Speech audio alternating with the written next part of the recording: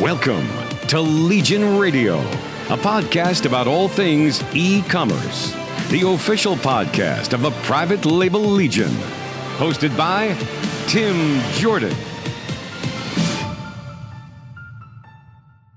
Hey everybody, welcome to another episode of Legion Radio, the official podcast of the private label Legion e-commerce building community. We're here today to give you more information, more tips, more, maybe some even useless information, because sometimes we get into some really random stuff on here. But if nothing else, hopefully it'll be entertaining. If you haven't done so already, hit the subscribe button if you're watching this on YouTube. Make sure that you follow us on all of your favorite podcast streaming programs. Is that the right way to say that? Cassandra's nodding yes. So I'm going to say that's a yes. Today, I am bringing to the audience here for the first time ever, I believe this is your podcast debut, Cassandra Craven, like Wes Craven, right? Exactly. That's how I introduce myself all the time. Do you want to say hello? Hi. Okay. So for those of you that don't know Cassandra, do you want to briefly describe your position with your current company and maybe I can then explain why on earth I sweet talked you into getting on this podcast? That sounds good. I am the social media manager for Helium 10. I manage all the Facebook groups, all the social media channels. I work with our creative and video team for content, photos, videos, the liaison, tequila room hostess. I mean, I do it all, Tim. I do it all. So I've been spending a lot of time at the Helium 10 office lately, and I've also been, of course, a big fan of Helium 10 for a long time and noticing what they do on social. And this name just always comes up, whether it's in the office or on social, Cassandra. I'm like, who on earth is this person? And then when I found out exactly what her role was, which was working with anybody from influencers to managing an army of moderators for all of these Facebook groups, which through all the Facebook groups, you're representing like tens of thousands of people, right? That's a lot of people. And last time I was in the office out there in Irvine, I thought, Cassandra probably has like a really unique perspective, this kind of interesting bird's eye view on digital communities, these Facebook communities especially. And I think that, she probably has some really good insight for us, because most of us that are Amazon sellers, e-commerce sellers, use these online communities, use these different congregations of people to either get information or to ask for advice or to see what's going on in the industry. And there's a lot of good stuff out there. There's a lot of bad stuff out there. And sometimes it's really confusing. What should we be paying attention to? What should we be gleaning from these groups? What should we be ignoring? And I thought, who better than Cassandra, who literally does this day in, day out, 26 hours a day, I'm confident. She's got these armies of moderators that she helps manage, so she gets to see all sorts of cool stuff. And Cassandra, what I'm really hoping you can do is, I know you're not an Amazon seller, so you can't give us real tips on that, but basically help us to understand how we can leverage these groups, how we can leverage these online communities to make ourselves better Amazon sellers. Does that work? That works. All right, so give me the 5-minute intro. Who is Cassandra before she landed in the office of Helium 10? I am a born and raised Orange County girl from Orange County, California, born in Anaheim. I went to Cal State Fullerton, which is about 20 minutes from our headquarters. And I was launched into the social media sphere by working in the television daytime court industry. I worked for divorce court, Judge Alex, paternity court, basically Maury and Judge Judy. If they had a baby, that's where I came from.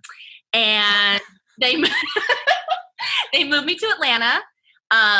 So that's where I kind of did this roundabout. I went from LA, Atlanta, Arkansas, and then I came back to Orange County. And now I'm here working for Helium 10. And I'm very excited about all the exciting things that are coming up. So what's more dramatic, a day in the office of divorce court or a day in the office of Helium 10?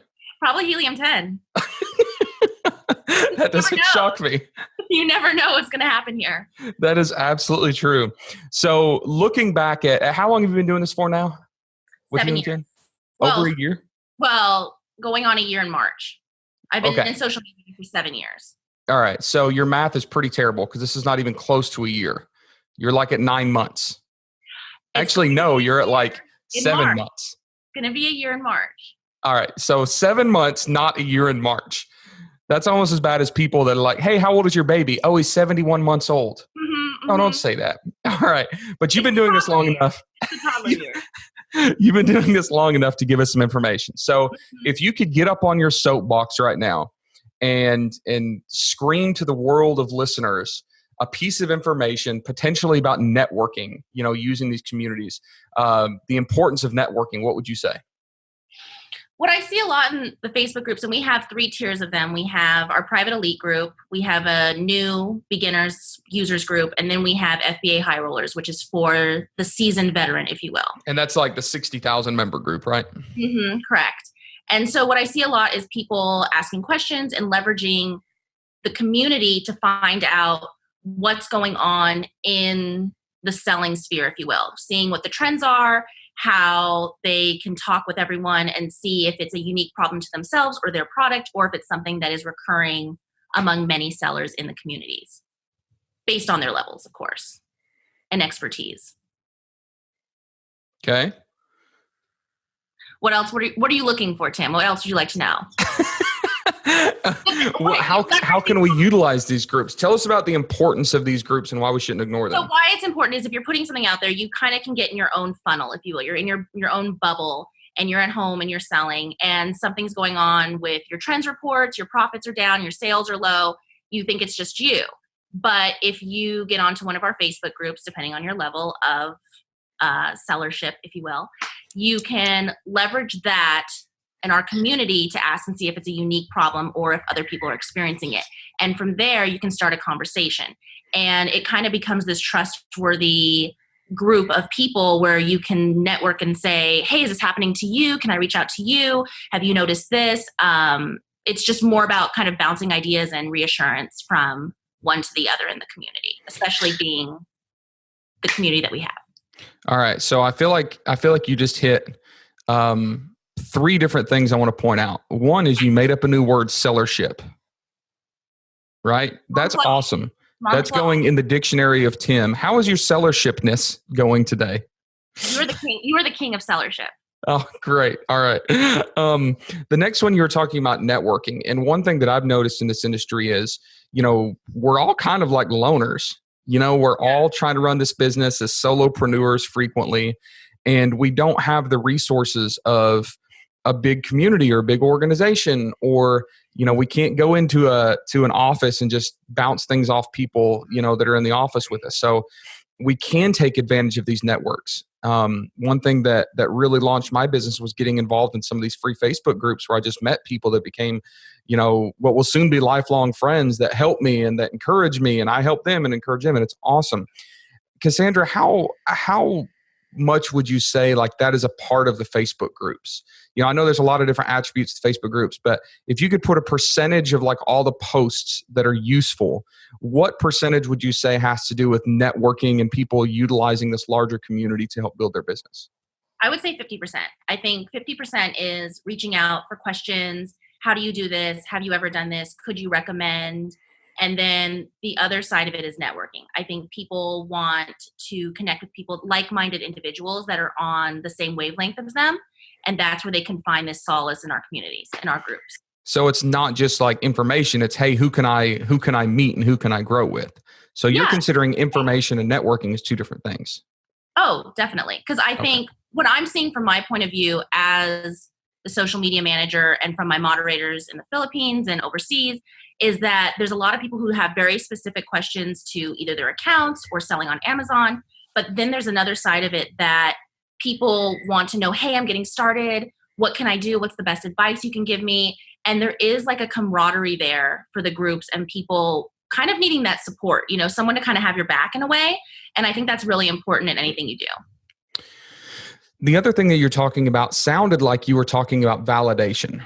And, as entrepreneurs, we're always unsure of ourselves. We second guess everything that we do. We always assume we're screwing something up, or at least I do. I know a lot of other people do. I can't speak for everybody. Yeah, I wouldn't have thought that. But you were talking briefly about what sounded like validation. So, hey, if this is happening to me, is it happening to other people? Is that what you mean? Correct. So give like an example of that. One of the things I noticed where I first saw that, especially kind of going into the year, is Prime Day. I noticed we were getting a lot of frequent questions about, hey, is anyone else's sales dipping? Products, just aren't selling the same way they were. There was basically a dip. And everyone was saying, is this due to Prime Day? Are people waiting to purchase until Prime Day?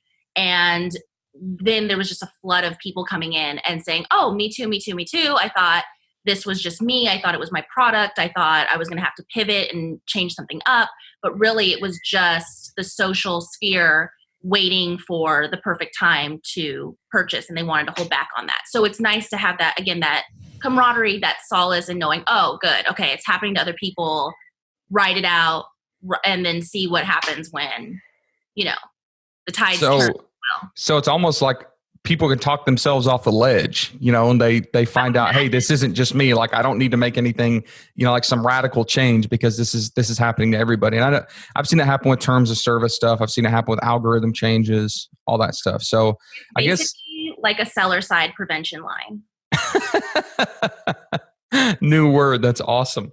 All right. I'm getting them out here, Tim. Okay. So I know that Helium 10 does some stuff to promote engagement. You guys are all about engagement. You understand that it's not just about group member numbers, but actual engagement. Yes. But when you have that many people coming into these groups every day and getting involved, you probably see some pretty crazy stuff. Maybe one or two. You've been at this for about 7 months. What's the craziest thing you've seen happen on the Helium 10 social media platforms? Well, considering I'll be here a year in March. And those of you listening, it's only the beginning of October, just to put this in reference. So it's in seller years. So basically, one of my first weeks here, everything's very new whenever you start a job, because things are always the same but different. I don't know if that makes sense, but it makes sense to me. And I'm managing these Facebook groups, and I get a message saying, hey, there's something on our groups, and it's been posted, and I think it needs to be flagged.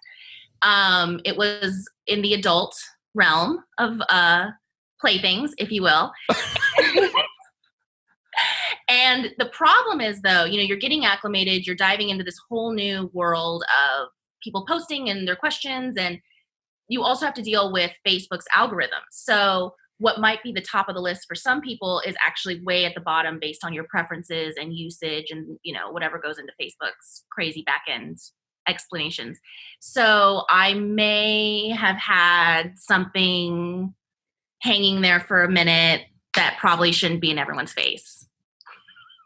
Wow, that is so suggestive. Like, even the way that you tried to censor that description was not very censored. So what you're saying was somebody, and why was someone posting this? And it was very legit. They actually wanted to sell them on Amazon.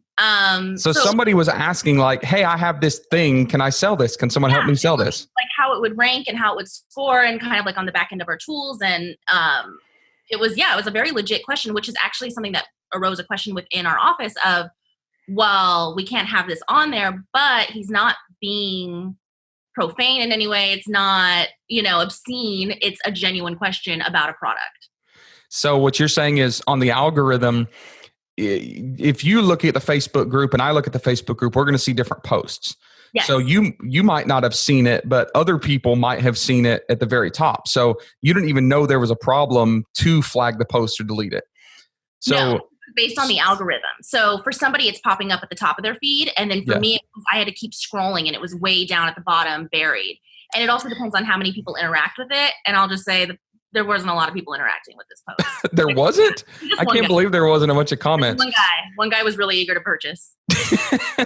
So what you're saying is, your first week you had a sex toy crisis in the corporate office of Helium 10, and you had to put that fire out yourself. I applaud you. That must have been a very stressful time in your career. Well, it was a private message situation. We took it to the private messages, took it off from the feed, and then I just hoped and prayed that I didn't get fired that day. Why would you get fired? I don't understand. Because there's a timeliness in my industry. Everything's very up to the minute. Real time is really important. And you have to remember, another thing that I've noticed coming into this is there's obviously sellers all over the world. This really never stops. Like, we always talk about social media is 24/7, but in this industry, it's literally 24/7. Yeah. So you always have to be on top of it. We have moderators that are monitoring this all the time. And, when they send me things in the context of what should be removed or flagged, you just never know what you're going to get. I get you. So I know that's an extreme example, but It's only happened once. It's only happened once, I promise. So that is an extreme example, but it would be safe to say that you get a lot of bad information, potentially, useless posts mixed in with the legitimate information, legitimate, help, legitimate networking. So how would you direct people? If you could sit down with a group of sellers and say, hey, as you're engaging in any Amazon seller Facebook group, doesn't specifically have to be Helium 10s, but any online community for e-commerce sellers, let's broaden it. Like, what tips would you give them to help weed through this information to know what's good or what's bad? Well, there's one good thing about this industry, and people are very vocal about what's good and what's bad, and people will call you out on your BS. So I think that's really helpful to know, is that I think as much as everyone's trying to win the selling game, they also want to help their fellow man. So people will tell you, oh, I've heard this guy, I've seen this guy kind of peddling his BS in other groups, and they'll call you out. Speaking specifically for Helium 10 groups, we are on top of things 24/7. And oftentimes either myself, Bradley, our moderators, our tool managers, they will interact with the post. So that provides more credibility to it. And if something is just completely not credible, we get rid of it because we don't want to put bad information out there. So we're always very vigilant and we want to make sure our users are getting the best information possible and that our communities are actually providing a useful resource to people to gain knowledge and insight and find out about the industry. And we don't want to, give them any BS. All right. So now let me pick your brain a little about social media in general. Okay. So you've worked in social media professionally now for 7 years, not just with Helium 10. 4,782 months. Okay, good. So across different industries. Yes. So as you're now becoming familiar with the e-commerce communities and this world of e-entrepreneurship, and you're becoming more aware of the type of people that sellers are and these different communities, but you're also aware of, at least I assume you're aware, of current trends and current upticks and current things going on in social media. The last podcast interview, we got talking about TikTok and how I think TikTok is soon going to be something massive. So when you're thinking about the changes going on in social media and you're understanding, the persona, the avatar of an Amazon seller, where do you think that Amazon sellers need to be looking towards right now to get on the next wave of the ability to use social media to help promote their product or to build their business? I think influencer marketing is not going away anytime soon. And I think when people hear the word influencer marketing, they automatically think of like some hot chick wearing something cute and saying, buy this, hashtag, sponsored post. But I think there's a level there that's going to keep rising, not only within our community, but for people purchasing from Amazon and in the Amazon space, as well as Shopify, Walmart.com. Everything's going to be broadened. And I think people like to leverage a face with a brand. And it's kind of that social proof. It goes back to high school. It's, oh, she's wearing it. Oh, she's buying it. Oh, he's cool. I got to get that. And I think people aren't utilizing that enough in this industry. I think people really keep it to a certain marketplace. I don't think they utilize like Instagram enough and really showcase their products because I think it's more about the discoverability, if you will. And I think you need to put your products in a place where it's going to be in people's faces. And you have to also think about a younger generation. So you mentioned TikTok, and that skews super young, that's preteens, but it's going to blow up. And you really have to kind of get on that forefront before it does and make sure your product's there. You want to be ahead of the game, basically, Tim. You want to be ahead of the game. All right. So we've talked about TikTok. What else is ahead of the game that people need to start familiarizing themselves with? Give us some inside information. Inside information?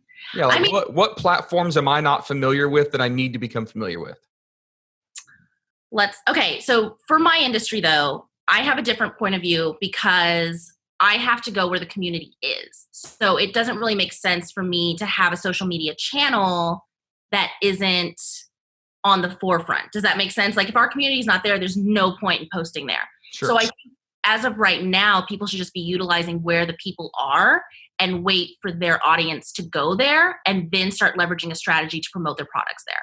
Well, I get that. But as the audience is moving there, we might not notice that. So what needs to be on my radar that you, Cassandra, looking into your magic 8-ball, think will be something that in 5 years from now, the audience will be at where we should be promoting our products or branding them? I don't have a magic 8 ball, Tim. So I can't tell you about the new Snap feed, Scram, Insta, book, whatever's going to come out next. What is Scram? I actually took it from an SVU episode. So that just came to my mind. So I don't know the next platform that's going to be the next big hit. I don't know that.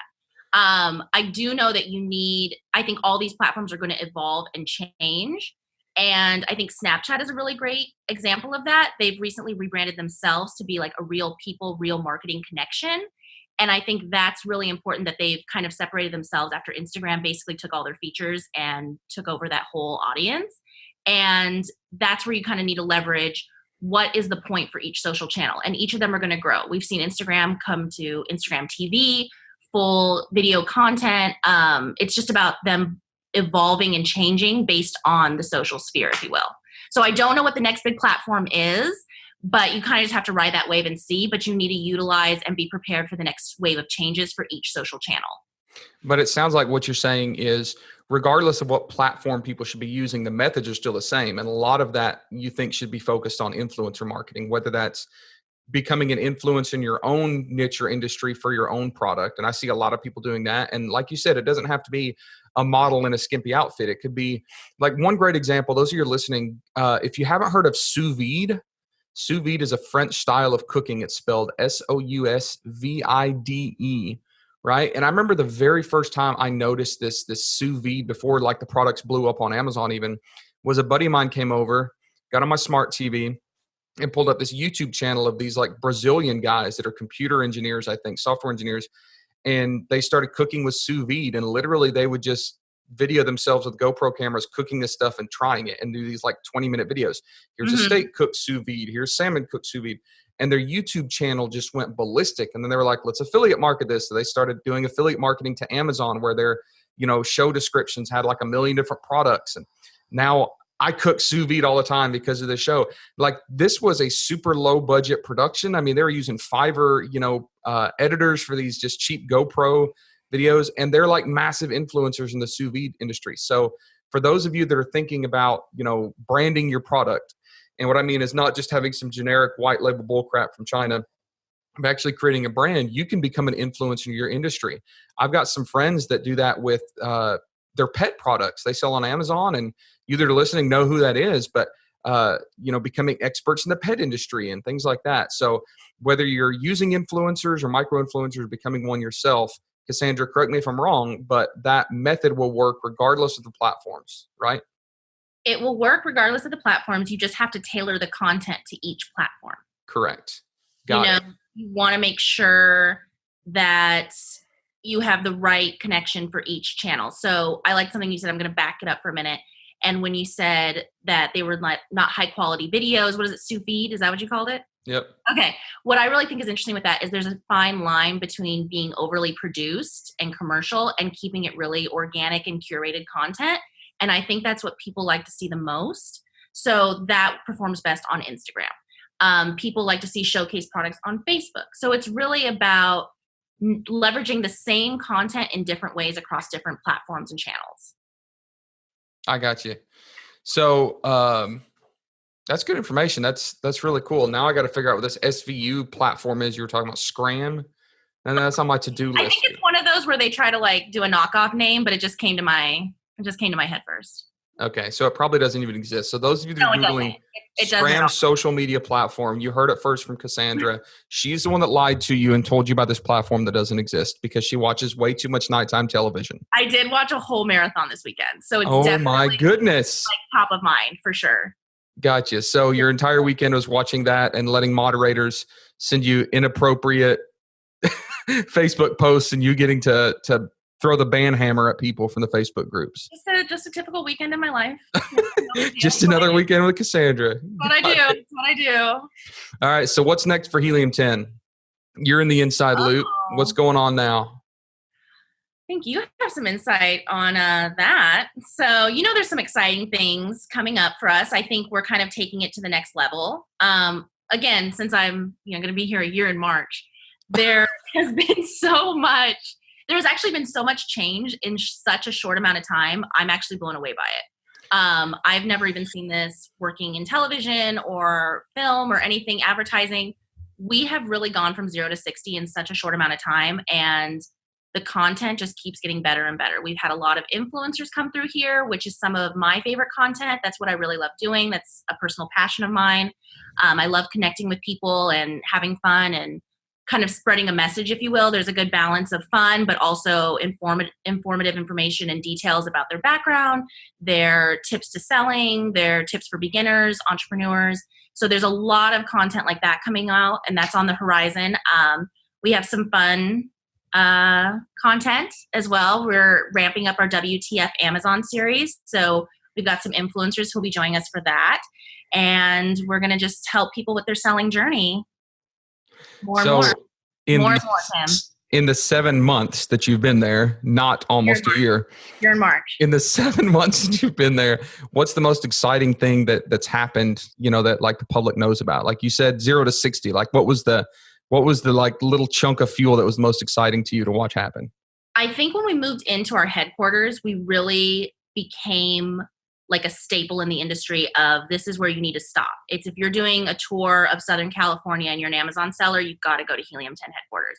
I think that's been really exciting because each person that comes to our headquarters, and whether they're doing a podcast with Bradley or they're having some tequila in our tasting room or they're networking with our affiliate managers, there's a unique thing to it each time. There's a unique spin on it, a unique angle, and the content just keeps getting better and better. And what we want to utilize those visits for is that putting it out there to our audience of this is their journey. This is their selling success story, if you will, and how you can benefit from their mistakes, their failures, their successes. And I think that's what's really exciting, to see so many people come through and we become such a well-known stop in the selling tour of Southern California.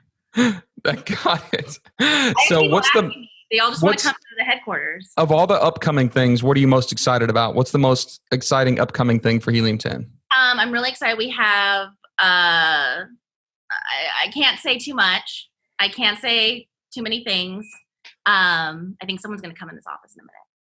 You think what? I think someone's going to come in my office right now. It's actually Matt. I'm on with Tim Jordan. Hey, Tim. Hi, Matt. Yeah, I'll be done in, what do we think, 20 more minutes? 15 minutes? Something. 15 minutes. Yes, we have a web series of sorts that I think will be really exciting. Sounds very cryptic.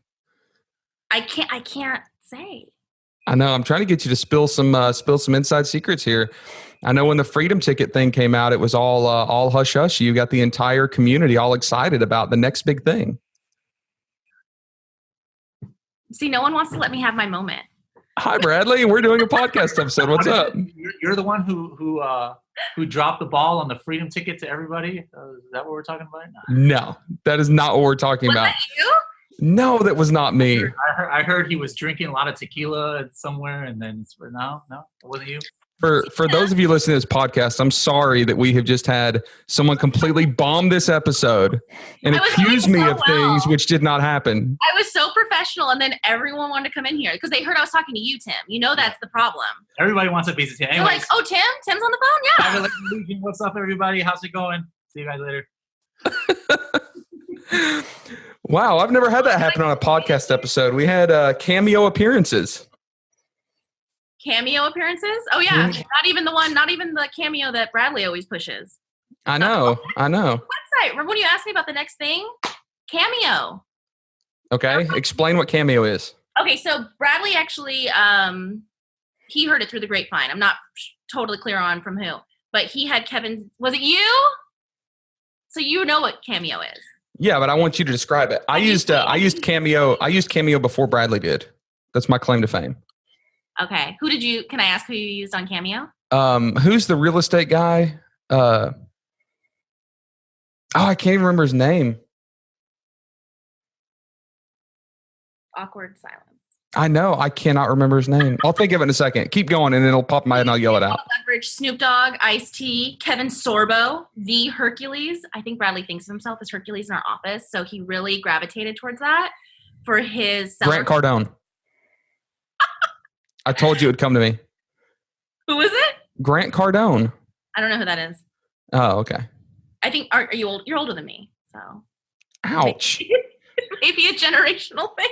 So what you're saying is Cameo.com, it's a simple app or it's a simple website. You can basically write a script and these influencers will say it. Now, they've gotten a little bit protective because I know there was like some hidden anti-Semite like messages that people were getting like Brett Favre to say, and it was weird. So they've gotten a little bit more restricted on what's allowed. But if you're creating a brand for a product, sometimes you can get these pretty well-known influencers to give you a shout out to your product for like $200 to $400, which is relatively inexpensive. And you can use that on your social. You can use it on your marketing, put on your website. Yeah. It's actually really cool stuff. It is really cool. We've seen some mixed reviews on it because, it does look really cool, but how genuine does it look coming from you're telling them basically to say, say I'm great and tell everyone I am. But I think for a branding purpose, again, social media, optics, if you will, and if someone's scrolling through your listing or your Instagram feed and they see Xena Warrior Princess hawking your products, they're probably going to stop and be like, hold on, let me check this out. Hold on, she's still alive? Yeah, Xena's good. Wow, that is old school. I always kind of get her confused with China. China's not good. China's gone. China the wrestler. China. Yeah, I don't know who that is. You know who China is. No, I know who Xena is. I'm not sure who China is. Tim. Wow. Right. For those of you that can't see the video, I'm getting a really dirty look right now. Cassandra is genuinely disappointed in me for not knowing who China the wrestler is. I am. China. Chyna. Okay. No, nothing. I got nothing. Wow. All right. Wow. I feel like such a loser now. Thank you. She was on The Surreal Life even? Yeah, you could keep trying to describe it. I don't know. I'm lost. I don't know what's going on right now. Go on your social media. You're going to search hashtag China WWE and you're going to see who I'm talking about. All right. I'll make sure to put that on my urgent to-do list today. Yes. All right. I feel like we have completely derailed. Those of you that are listening, I'm sorry. Cassandra has completely distracted us from pure content here. It's all these people popping into her office. Things have just completely derailed here. Let's wrap this up, Cassandra, with a little summary. Okay? Can we summarize? So yes. I jotted down some notes from you. And I will. I'm so glad someone was taking notes. You'll probably be the only one from this podcast. Probably. So I'll mention them and you can elaborate if I miss anything. Okay. One, networking is a huge component to anybody's personal success. And if you're not utilizing online networking, which would potentially then turn into like actual in-person networking, I think you're missing the boat. I know there's a lot of people that I've met on Facebook that I'm now personal friends with. I've met up with them in other countries. Our coaching program, Centurion League, that we have here, there's people that'll know each other online for 6 months. And then we have our free meetups twice a year. It's like they're best friends, so like this whole community evolves from like a Facebook profile to actually like hanging out, having dinner, and sometimes even starting businesses. Next thing is people are using online communities for validation to find out if they're screwed up or if something is screwed up that's not their fault, right? So like, oh my gosh, I'm about to jump off this ledge because my sales have dipped, and you find out, well, everybody's sales dipped, and you realize, okay, I'm not a complete moron. Like it's all of us that are getting hosed by an algorithmic change. Yes. So the term that I typed is seller side prevention. Yes, seller side prevention. The note that I typed here, I said that Facebook communities are being used as a tape measure for everyone's individual business. Yes. Pretty good term, right? Okay. Like that. One of the most memorable moments you remember, I made sure to make a note about this, was sex toys in your first week in a giant corporate discussion of how does Cassandra handle this crisis that has landed on her cell phone. I'm surprised they didn't want me to write a blog about this. Anthony, if you're listening, I have a new blog topic for you. You're talking about how can people weed through the info that they find to see if it's good info or bad. One is use groups. You didn't say it in these words, but use groups that are heavily moderated and vetted, but also see what types of interactions are happening. Find out if other legitimate people are commenting and agreeing. Find out if other reputable sources have liked the post or have confirmed it.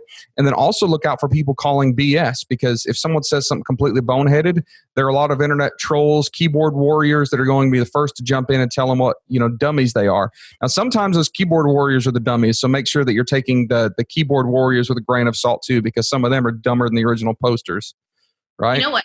When you say my words back to me, I'm so articulate.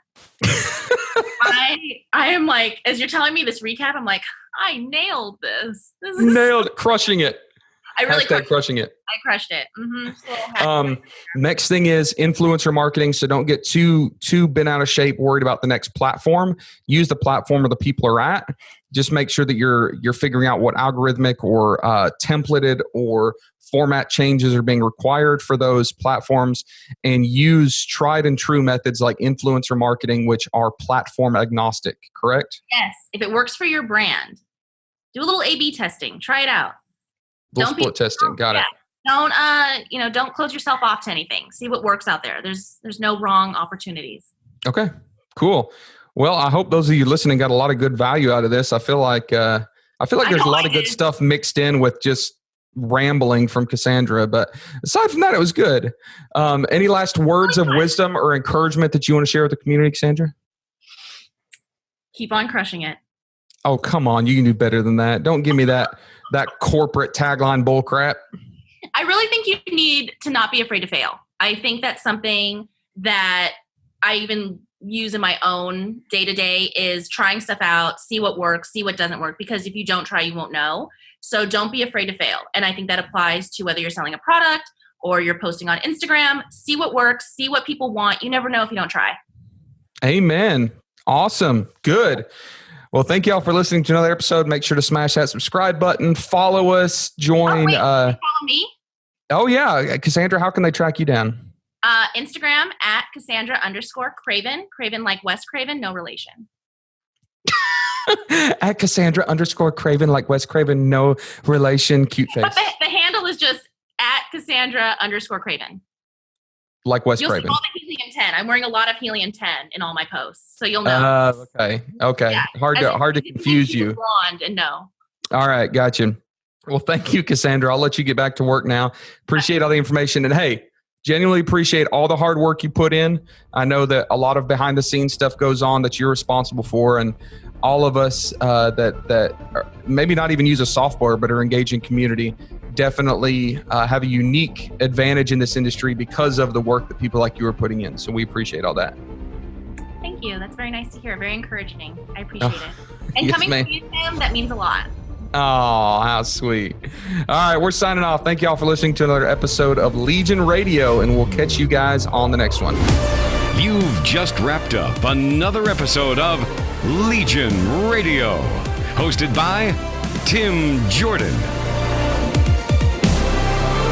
Past episodes, links, and show notes can be found at privatelabellegion.com.